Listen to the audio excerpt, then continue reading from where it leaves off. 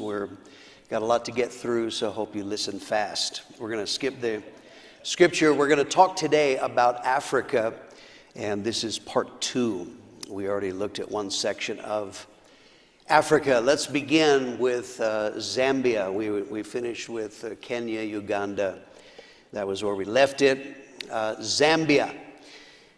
Vic and Wilma Eason were in Kenya, and Vic were going to go to Nigeria, but each time they would get ready to go, civil unrest would break out. They would be rioting, and so they would delay.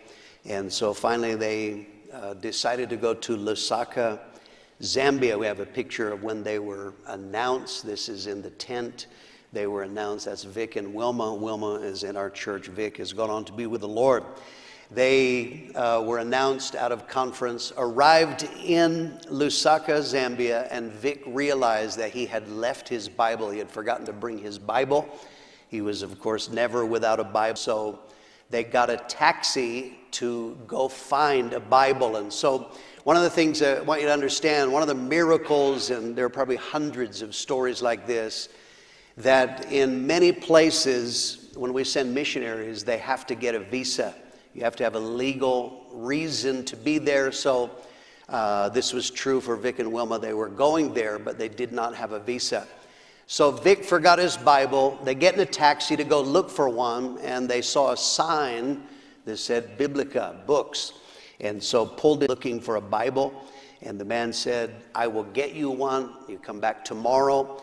And when they came back, he gave them a Bible. But the man that helped him, helped get him a Bible was a man named John Chisha, and was already a Christian. I believe he was already pastoring, but was very, very helpful. Was able to help the Easons get a visa and help numbers of other workers in time to come in Zambia. The Easons spent 3 years in Zambia, and then they turned it over to Steve and Jeannie Bowman, who took over from them. Here's the conference that they were announced. The Easons were going to leave, and the plan was to go to Ivory Coast. The Bowmans were going to take the work in Zambia, and that is when Tom and Janice Payne, when they went to Kenya, they all went. They were announced on the same night. So Steve and Jeannie took over. We have a number of photos from that era in Zambia, and here they operated in a tent, and operating in a tent, then they began building a compound. There's a wall, that's where the guards lived, and various things, but it was located, originally it was a tent. And so the Bowmans spent a number of years there. We had numbers of missionaries from the United States. John and Molly Robinson, Larry and Debbie Elliott, Larry and Mona Mitchell, Barry and Dora Bales, Chuck and Arlene Hansen, Kevin and Joan Hanston were just some of those from the United States. Australia also sent a number of missionaries. We have some photos of these are early workers. Now we have African workers. Kevin Foley was there preaching. There are some of the Australian workers, some American missionaries, different ones that were laboring to build a work in Zambia. The Bowmans wound up turning the work over to Jeff and Maureen Day, and Jeff and Maureen Day wound up spending 12 and a half years there from that era. This photo is actually Jeff Day, Steve Bowman, and one of the African brothers there. And so the Days took over. Have some more photos from that era. This is George Carabasas, who wound up taking it over, doing a healing crusade. This was Jeff Day's task, was ultimately to train up workers to nationalize it. And so this is part of that process. And here then in time they built a building, and a great blessing, finally getting out of the tent after many years. That's the building that they built there. This is a conference. They began to plant churches. They began in the Bowman era, but the Days carried that on. And then ultimately, here on the stage there, that is the 3 different generations Jeff Day, Steve Bowman, and George Karabasis. Here is a photo at conference. You can see the work that God is doing there. And then in the final photo, here is George and Irene Karabasis. They wound up taking over the leadership of all of the churches in Zambia. As of right now, 2023, December, we have 69 churches in Zambia.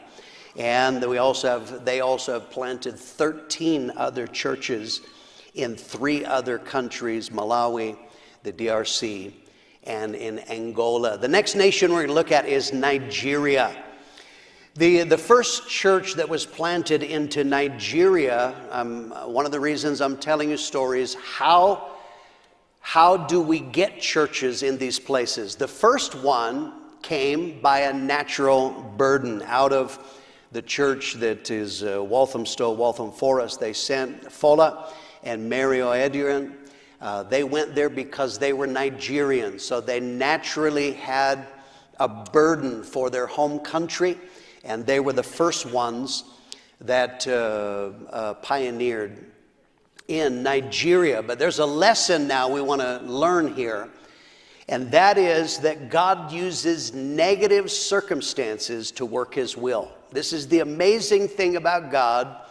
Even when difficult or bad things happen, God can use that for His purposes. So now we have one work in Nigeria. The next 3 workers that went to Nigeria, they were all living in England. They were living in London, and they were all there illegally. They did not have visas to stay in the UK, and so they had gotten saved. They're now being discipled, but they're struggling because of a lack of paperwork, so they're not going to be able to stay. And so what do you have to do to fix that?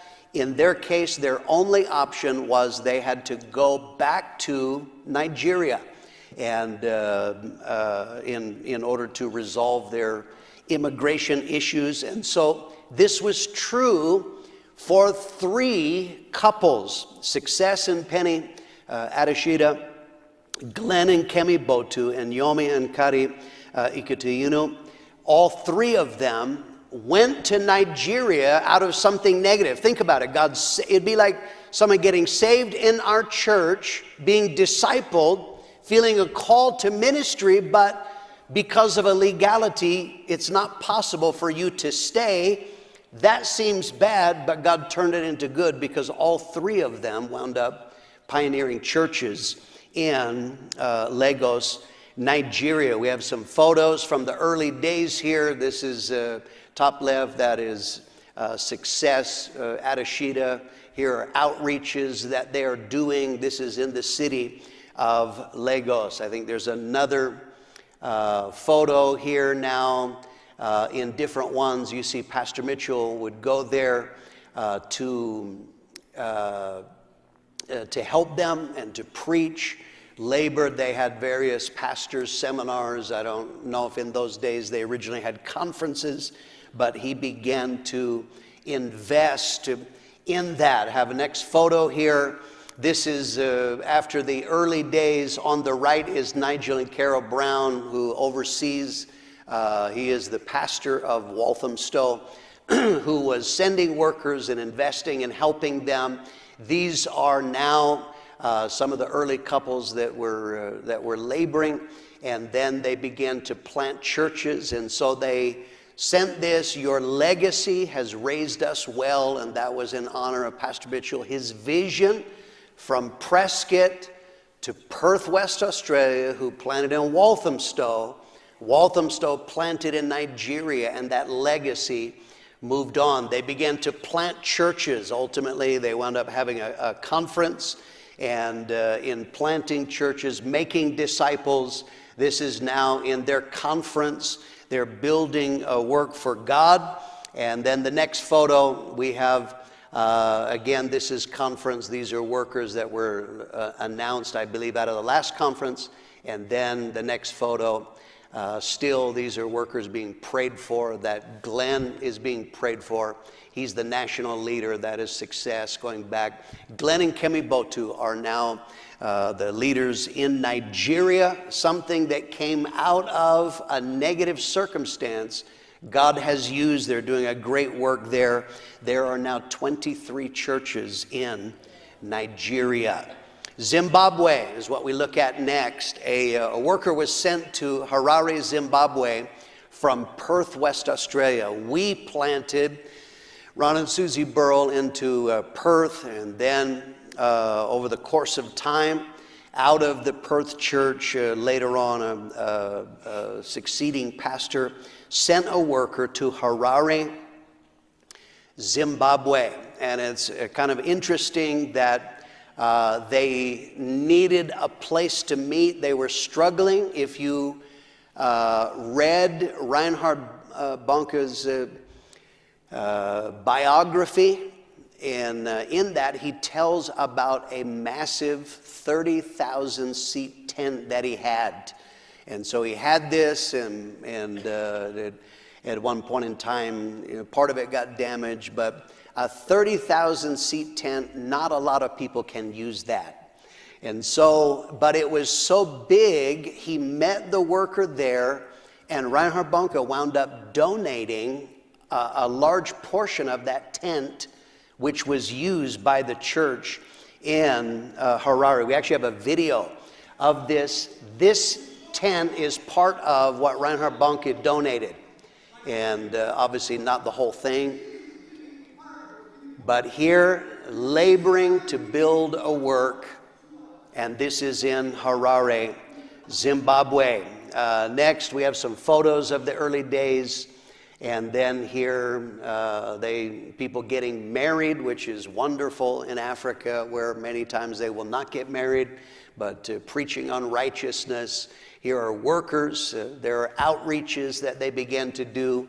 Exactly the same pattern that we did here was repeated in Perth, and the worker began to transmit that, and they're doing different language, probably different music, and yet the vision worked in Harare, Zimbabwe, exactly the same. Next photo, or as the next one, a video, I think, is now they began to make disciples. They built a building, and this is the building that they have built. This is their last conference. Darrell Elliott was there preaching, and so God has done a work. They're laboring there, and seeing this is on the other side of the world, Harare, Zimbabwe, in what God is doing there. And finally, as it comes to the right, a little bit more, move camera, here is the pastor, Isaac Madziviri. Next photo, if you go to it, is Isaac and Phyllis Madziviri. They are converts from that church, were discipled in that church, and now they have taken over. They're the national leaders.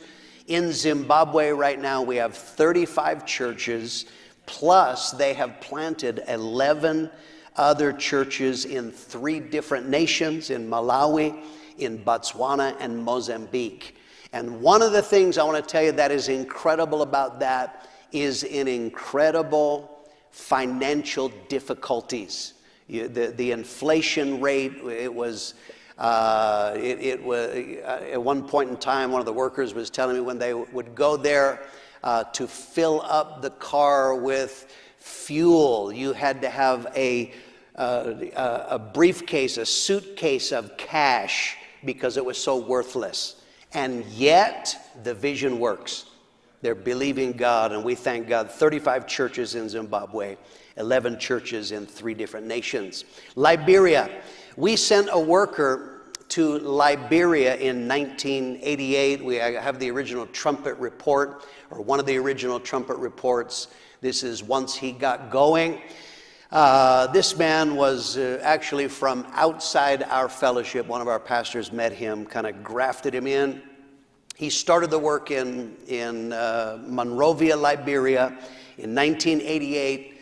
He was not from our fellowship. He actually put things into the church that were not healthy. John and Esther, when he left, John and Esther Gooding went to take it, but there were some very odd things at work. It was explosive, and John and Esther had to leave. They kind of fled for safety's sake and had to leave. So initially, Liberia, it was not a great success, but one of the significant things in God's working, how he arranges things, is some of the original people that got saved in Liberia, they were not Liberian, they were from Sierra Leone. And that will become important when we look at that. The church went through great difficulties, but later on it was rebuilt with workers from Sierra Leone. And now they have made disciples and planted churches.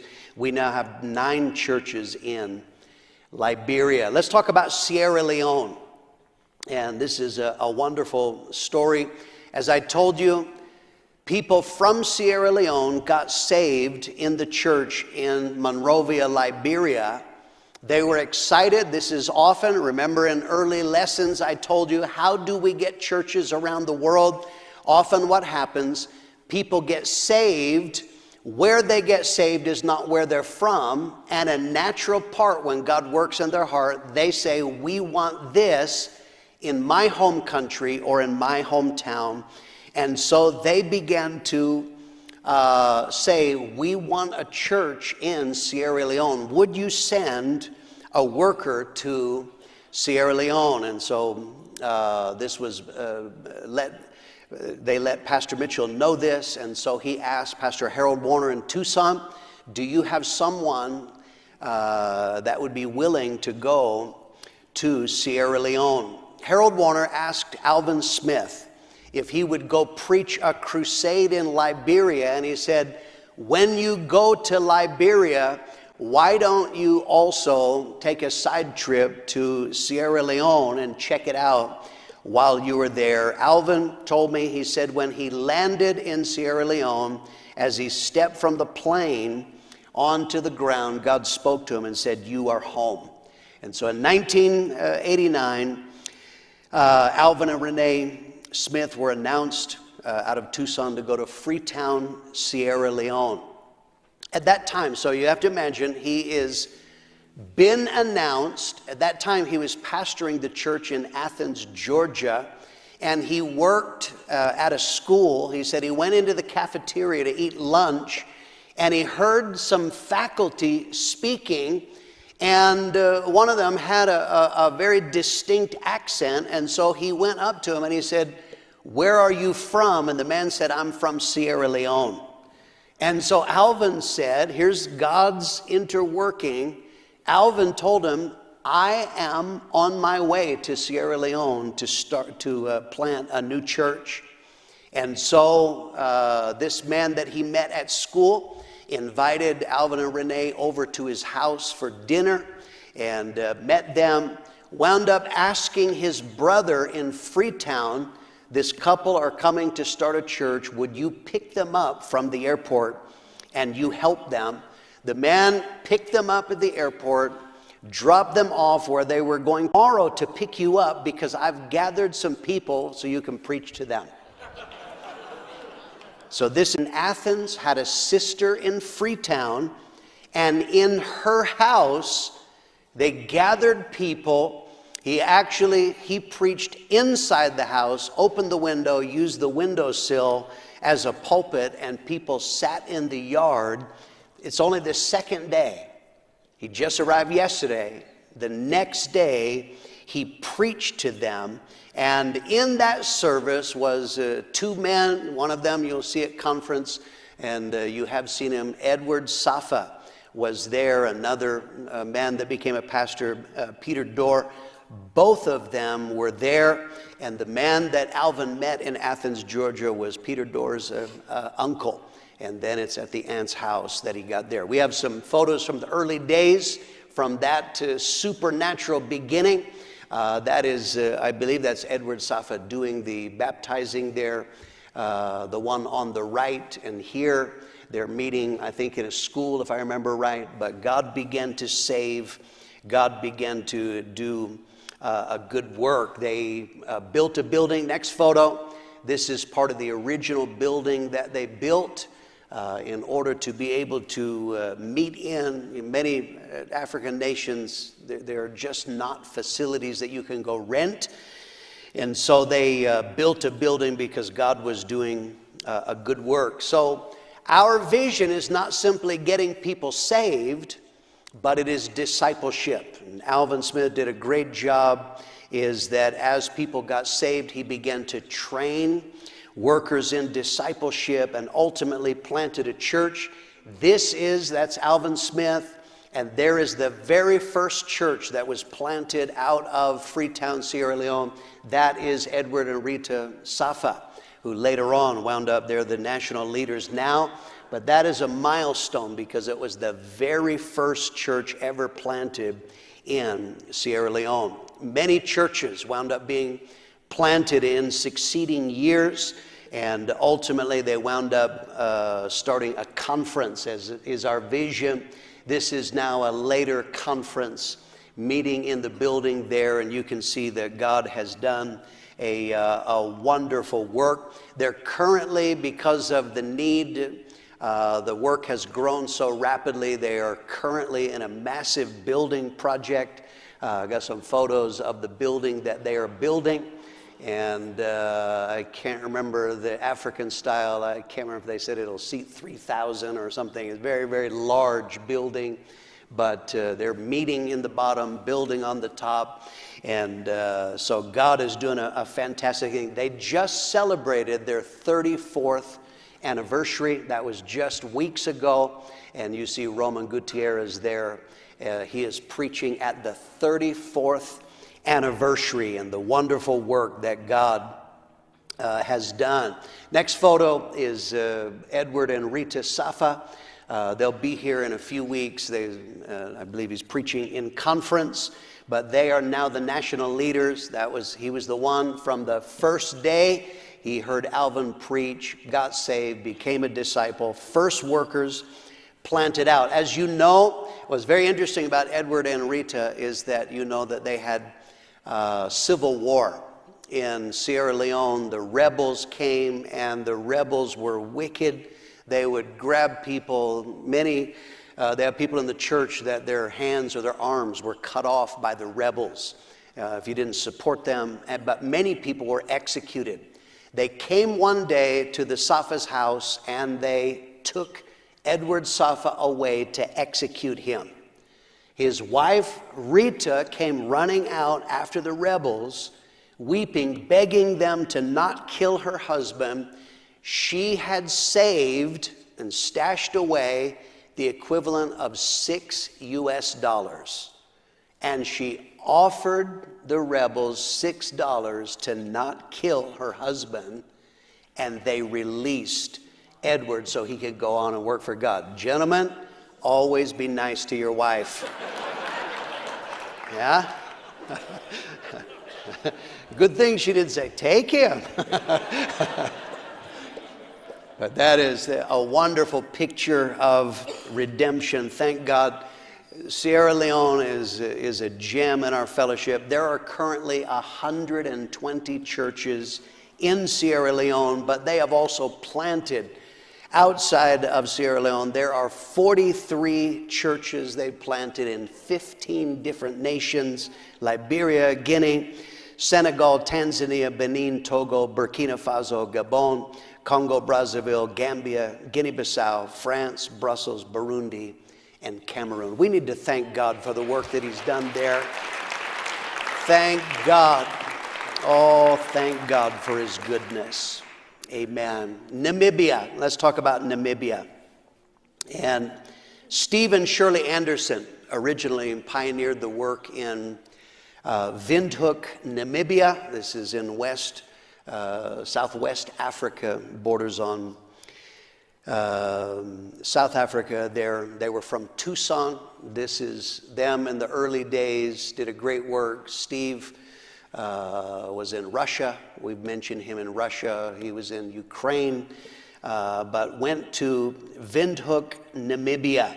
and they were there for 4.5 years. We were in South Africa at the same time. They used to come to conference, did a very, very good job, but ultimately the Andersons, they would not renew his visa, and they had to leave. And so from the church in South London, they sent Peter Ajala. Peter and Emine Ajala took the church, and the moment that they took it over, God just gave them explosive growth. We have a picture of the first baptism. The very first baptism, they baptized 67 people because people were getting saved so rapidly. It began to grow to hundreds of people. Next photo here, these are some of the early days. There's an outreach in the middle. They're meeting in a school. And some of these in the bottom left, that is Peter and Emine Ajala. And God was doing wonderful things. Is there another photo? Let me see the next one. Go to the next photo. No, then go backwards there.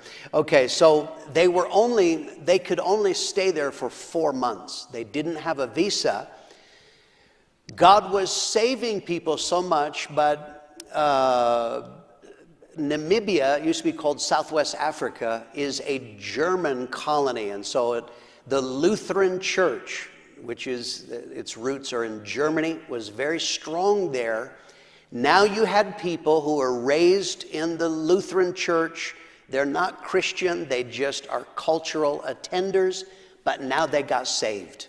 And so waves began to be made, and so the Lutheran Church has pulled, they have money, and they began to put pressure on officials, and so they would not renew. In spite of the great work that God was doing, the Ajalas could only stay there for 4 months, and they had to turn it over to Setson and Mary Ndingwapo. These are the workers who took over from them. He is Namibian, Mary is from England, but they took it over. And in the circumstances of need, they were able to take that over. In time, they built a building. Tucson invested, helped them build this building out in the township in an area of poverty that originally started with, huts, tin shacks, and then it becomes a more formal settlement. But they built this building there, and they began to plant churches. And we have some photos from conference. This is now probably would have been the last conference. Mike Webb was preaching at that conference, but they were, these are workers that were announced out and that they were praying for them. I was just there in November 2023. Just have a photo that I took, and this is on a Sunday that we're gathered together there to rally. All the workers came together and did that. And then we have the video from there. And they are saying hello from Namibia. And they are very excitable people. They have a lot of fun in church. Amen. So there are currently 44 churches in Namibia. And they have planted another 4 churches in 3 different nations. They have workers in Angola, in Botswana, and in Germany. Let's talk then, final section, one that I'm familiar with, and that is South Africa. In the history of South Africa, this was the Dutch people who are Afrikaners are people of Dutch descent. They're the ones that were in government. The apartheid system, apartheid means separation, literally by law. The man who was the president at that time was a Dutch Reformed pastor, twisted scripture. He made that this was God's will to separate people, and it was a hard separation by law. In one day, they took everybody in 4 main categories. Whites, you could live wherever you want, but they took blacks, which to them, African is full black. They were forced to live, and it was illegal for them to live anywhere but in an African area. Colored is the third racial classification. Colored means mixed race. They're African and anything. And then Indian. Those are the four main ones. Very separated, very racist. It's an amazing history. During the apartheid era, the church in Zwolle, Holland, sent Steve and Janneke Delaporte to pioneer a church in Johannesburg. God bless them. Very difficult. They're trying.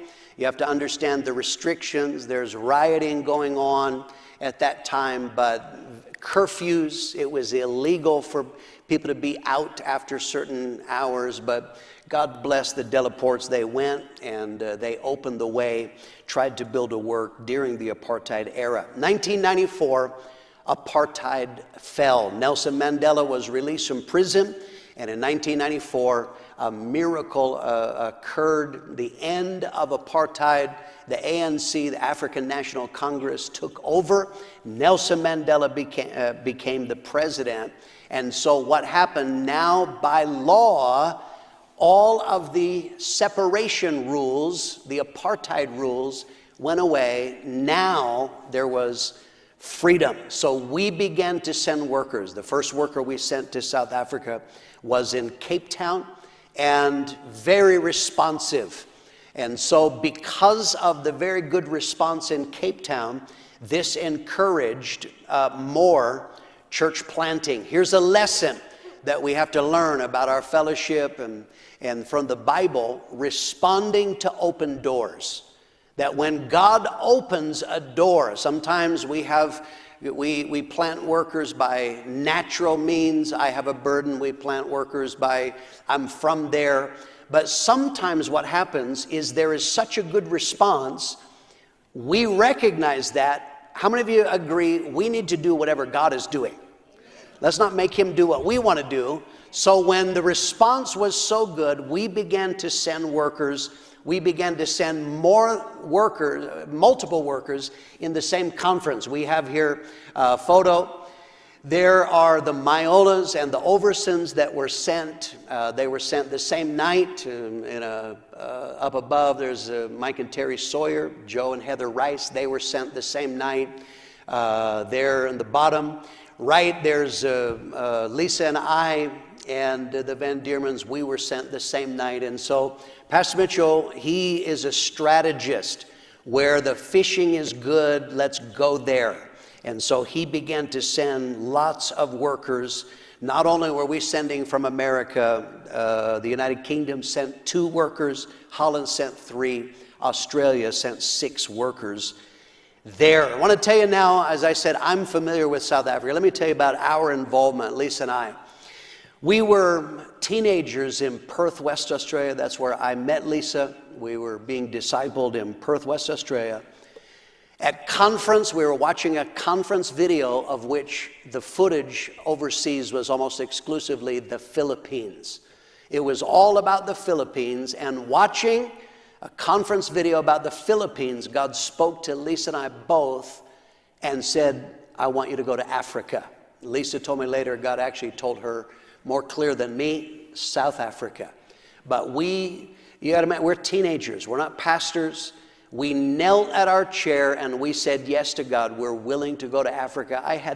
How is that going to happen? How's a little white boy from Prescott? I have no idea how that's going to happen, but we said yes. And so that would have been in the 1980s. 1995, we took over the church. We had pastored before in Melbourne, area called Footscray. Began to rebuild the work. We arrived in February. It's probably May. We had just finished back-to-back revivals. God was doing great things. And I'm the night after the second revival with Dennis Wright, I'm sitting in my office just rejoicing at what God was doing. And God spoke to me probably the clearest I have ever heard the voice of God. God said, I want you to go to South Africa. So before, when I was a kid, it was Africa in general. I want you to go to, I went immediately in and told Lisa, God just told me we're supposed to go to South Africa, but I have a good wife. She said, okay. I'm willing, but we just got here. And I don't think that would be good for the church. So she said, I think that it's not now, for later. And I said, okay, I agreed with that. And so we just filed that away and got on with building work. 1997, wound up, now the circumstances were right. We did go, and you saw we were announced to go to Johannesburg, South Africa. Johannesburg is massive. I grew up in Prescott. This was 13,000 when we moved here. Perth was larger, but still a nice country town is how it felt. Johannesburg, South Africa was bewildering. Where do you start in a city of, they don't even know how many people there. They claim 5 million. That would be very conservative, hard to count all the people in the shacks. But I went looking for Australia. That was my reference point. Where I had pastored the most was Australia. Found an area that looked kind of similar and began to open in an area called Mondior. And immediately now, I am up against the religious nature of South Africa. Australia, very godless. Very few people went to church. Now South Africa, drug dealers went to church. Everybody goes to church. And so we got people saved. They said the same prayer that I said, but they didn't get it. They had no conviction of sin. It produced no life change. They had no hunger for God. It messed with my head. And I told Lisa, I am not willing to mess with people like this for the rest of my life. If they're not getting converted, that's the basis. We can't do anything for God unless we have conversions. There's a lesson here. God will give supernatural direction to build his work. If you're in obedience to God, he'll guide you. Mike Sawyer knew that I was frustrated. He said, I met a man in an area called El Dorado Park. He was very friendly. Would you like to meet him? This is now a colored or mixed race area. I said, yes. We went to the Parks and Rec where he worked, introduced myself, talked to him just for a few minutes, telling him specifically, why am I here? We're here to get people saved, not like South African Christians, And he looked at me after just a couple of minutes. He looked at me and he said, you need to be here in El Dorado Park. He said, if you will come here, I will help you. And he did. He took me around to high schools and introduced me. It was amazing. Now, what I didn't know about him, I don't know this man. He has introduced me. This is Pastor Mitchell. We would like to do Christian events and concerts and tell people about Jesus. What I don't know about him, he was a communist, atheist, terrorist. We went to the high school that during apartheid, he bombed it. The principal then was his science teacher when he bombed the school years before. He's telling her, we would like to do Christian event. She's looking at him and she asked me, she goes, how do you know this guy? Especially what I didn't know, he was a witch doctor. A Sangoma. I'm talking black magic, wicked. I have no idea. That's why she's asking, how do you know this guy? I'm like, God made me ignorant. And that was good because I probably wouldn't have had anything to do with him. We're driving down the road and a car pulled up. They're talking another language. I said, what do you want? He said, oh, they want the igniters for RPGs, rocket-propelled grenades. You know, in Prescott, we didn't use a lot of RPGs. And I said, what do they want them for? And he said, cash in transit robberies. If you shoot at a cash van, you'll knock it over on its side, and then that gives you time to get the doors open. I said, oh, okay. We had Stacy Dillard coming for a revival, and I thought this was going to be the answer. I got permission to do a great concert, and so our concert got rained out. The outreach, the revival, did not go well. But I had invited Paul the witch doctor, who I didn't know he was a witch doctor. I invited him and his girlfriend over to our house for dinner. And this was amazing. Do you remember the immense racism? Still to this day, his friend will rattle off in Afrikaans exactly what he said. He said, you're not going to believe it. A white guy had us over to his house. And when we're having over for dinner, I said, would any of your friends like to come to our house? We're going to show a film. And so he called his friends. We had 28 people in my living room. These are all colored. I want to tell you, my white neighbors freaked out, but that's too bad, because numbers of these people got saved. His good friends, the wife especially, Shauna and Cheryl Stellenberg, got saved in my living room, and Cheryl got the good. She was our only real convert that we had. Now, Stacy, we have the revival. It's not going well. He was supposed to preach the second week in Pretoria for another worker, but that man had white Afrikaners, and they told him, if you have a black man preach, no one will ever come to your church again. So at the last minute, he told Pastor Mitchell, I can't have him. So because we had a free week with Stacy Dillard, I asked Paul, I said, could you get us permission to have a tent set up in a park? And he said, yes, got us permission right in a main park. This is where people came to do drugs, fornicate, drink. We set up right there with no advertising. They finished, we went out for an hour. We passed out, maybe we put up, I think, a dozen posters and handed out maybe 35 to 50 flyers. But the first night in El Dorado Park, as an experiment, we had 65 people come out with no advertising. I think 35 of them got saved. The next night, we had 165 people come out. The next night, 220. We started in early December, and we kept it going. Stacy finished. I preached another week. Mike Sawyer preached another week. We went up until Christmas in this tent. We were supposed to be there for 3 days. We wound up staying there for 2 months. We just never left, and thank God South Africa, they're not big on rules, so we got away with it. I told Pastor Mitchell, I said, if you can get evangelists to come preach, I believe we could leave a solid work. And so in the month of January, we had Marty Carnegie, we had Jesus Becerra, and Rick Martinez. And we had 28 services in 30 days in the month of January. At the end of it, we had a church of 100 people. Just God began. It was a miracle work, yes. What was interesting is, as we're having this, Paul, the witch doctor, who I don't know he's a witch doctor, he would come like to 3 out of 5 services, and he'd ask me the same question each night: how did it feel tonight? I said it felt tremendous. Hundreds of people are coming. I'm like, it's fantastic. And he would look puzzled, and he would tell me, tonight you had 3 witch doctors, 4 Satanists. He would tell me the number of witch doctors and Satanists that we had there each night. It never occurred to me to ask how he knew that. But God began to build the work there. At the end of it, we have some photos of a tent. I'm the guy on the left, if you're wondering. There's Stacy Dillard ministering in a tent, and there are no facilities. We had to buy a piece of land. The Prescott Church gave the money so we could buy a piece of land.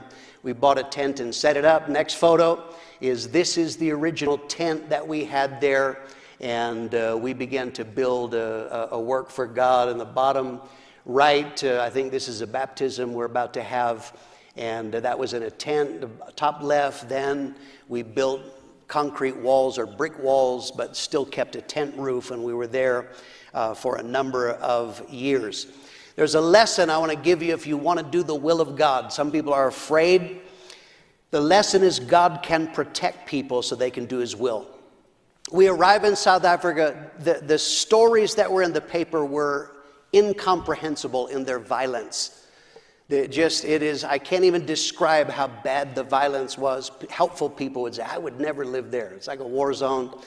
And I told them that's why I came here, so God would kill us. But we had to be there, and immediately helpful people are telling my wife, listen, you go in those areas, I'm telling you, they're going to rape you, kill you, they're going to kill your daughter. But Lisa is praying. She came sight unseen. She had never seen South Africa. She's praying one morning, and God spoke to her, Acts 18:10, for I'm with you, and no one will attack you to hurt you, for I have many people in this city. I want to tell you, we never lived in fear. You have to live with caution, but we never lived in fear in South Africa. Next photo I want to show you. This is a car that I have here, that little Honda Civic. They're on the opposite side of the road, so what you're looking, this side is the driver's side. We're on the freeway coming home from church one night, and a car pulled up next to us. What is the car? 4 feet away, and shot at me at my head, and the bullet bounced off the window. When I got home, you can see just a little mark on the glass there. I don't think that they make Honda Civics bulletproof. But God had told us to be there, and I said, if God wants us here, He's got to keep us safe. And I want to tell you, we went in the most wicked areas of crime and danger, and God helped us. Paul, we have some other photos I want to show you. Move on here. This is outreach. We began to outreach like crazy. There's Lisa witnessing. We had revivals. There's Paul Campo, Mark Olson, Scott Lamb. Dad, we were outreaching. We're having revivals. God's doing wonderful things. We established prayer meetings. There is in the prayer room, Cheryl, that is the witch doctor's friend that got saved in our living room. Now is a pastor's wife. Sean and Cheryl, they pastor there in South Africa. We are building a work for God. Held the first rally.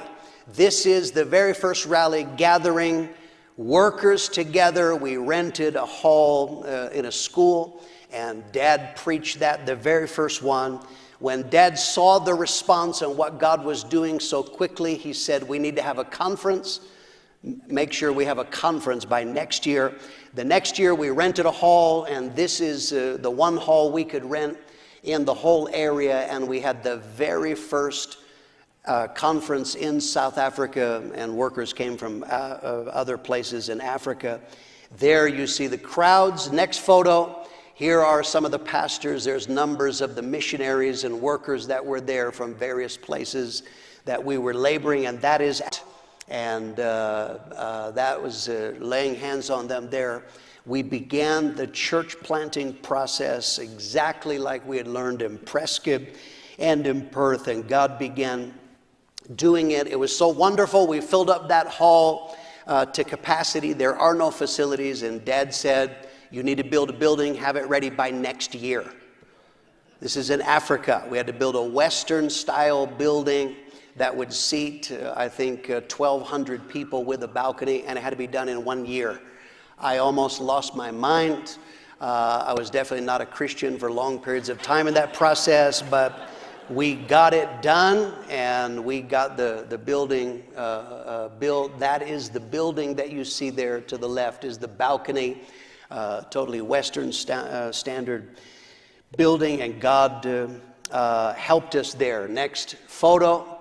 Here is in the building, Joe Rice, one of the early workers. Joe's converted, became a pastor in the city of George, is pastoring there. And there's Lisa and I and two of the first workers that we planted out from El Dorado Park. We stayed there for 7.5 years, and then we handed it off to the Polacos, Robert and Jackie Polaco. This is the changeover service in which we handed over to them. They were there for a time, and then they turned the work over to Ron and Kathy Bannett. Ron and Kathy labored in South Africa for 20 years and did a wonderful job there. Next photo, the 20th anniversary. There we are with Ron and Kathy, and we celebrated in 2017 the 20th anniversary, and God began to do great work. We have some photos from a conference that you can see. Next photo. This is the building that we built there, has a balcony. They expanded the conference, runs 1,400, 1,500. Show the video, and here it has sound. The tone is good, but there we go.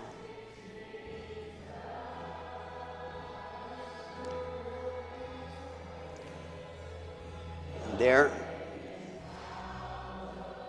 So that is the current one. Ron Bannett passed away in 2020 from COVID, and Jonathan and Rachel Heimberg stepped in quickly to take over there. Now the national leaders there. But I want to tell you, church planting is what we began in 2001, and that has continued. This is workers planted out in their last conference. Some of these are national pastors that themselves were planted out. Now they are church planting pastors, and they're doing a great work for God, and you see various works there. There are currently 109 churches in South Africa. There are also 24 churches that have been planted in 9 other nations: Botswana, DRC, Ethiopia, Ghana, Eswatini, Lesotho, Madagascar, Malawi, and Mozambique. And I want to tell you, South Africa is a miracle. From the hard racial separation, the absolute miracle that God has done is what you saw in that conference is all 4 races worshiping and building a work for God together. We need to thank God for the work that he's done there. Thank God. I was telling you about how God supernaturally led us through a man that was a witch doctor, and people who have no experience, like, how come you couldn't tell? That man on the left is the witch doctor, and that's why I couldn't tell. He didn't look anything like Tarzan movies, and didn't have a bone through his nose. But there on the right is his friend. Sean and Cheryl came and were saved in our house. He brought them out, and I was describing to you how he would, night after night, tell me the number of witch doctors and Satanists that were there at the tent campaign. And I was telling you about God's protection. After being open more than a year, the Glenn Cluck revival was coming up. We took him out to dinner, witnessed to him, and he finally confessed that he was a witch doctor. And so when I got him, you're tormented, you don't sleep, and you're going to burn in hell. And we got home, and he pulled out all of his witchcraft paraphernalia, and I said, you have to choose. And there at his house, we pushed all of that aside. I led him in a sinner's prayer. He got saved, and I cast demons out of that man. And he lived for God for a time, had to ask him to leave. He wouldn't get married to his girlfriend, but now this is when he came back, was in the church. And when he came back, I was telling you about God's protection. The first time I saw him, when he came back, he quoted to me Isaiah 54:17. He said, no weapon formed against you shall prosper. And I said, I know that, Paul. And he said, no, you don't understand. He said, we were trying to curse you. And he said, I would get together with other of the main witch doctors and Satanists in the area. We were trying to curse you one night, and we were through incantation. We were trying to get into your house. One of the other witch doctors had never been to my house, but described it. And he said, as we were trying to get into your house to curse you, he said there were men standing all around your house with arms length, and they would not let us in. He said, no weapon formed against you shall prosper. And that is the work that God did of protection for us. We thank God for that. Amen. Amen. You pray for him. His name is Paul Brander. He wound up moving away, lives in a smaller town, but he tells Sean, he says, we need a Potter's House church there in Springbok is where he lives now. He's a teacher at a university. And he says, if you'll send a work there to the Potter's House here, he says, I will help them. And I believe that he will.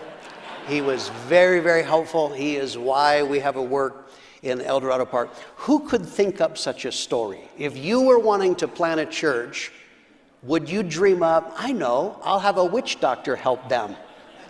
But that is how smart and powerful that God is. Thank God.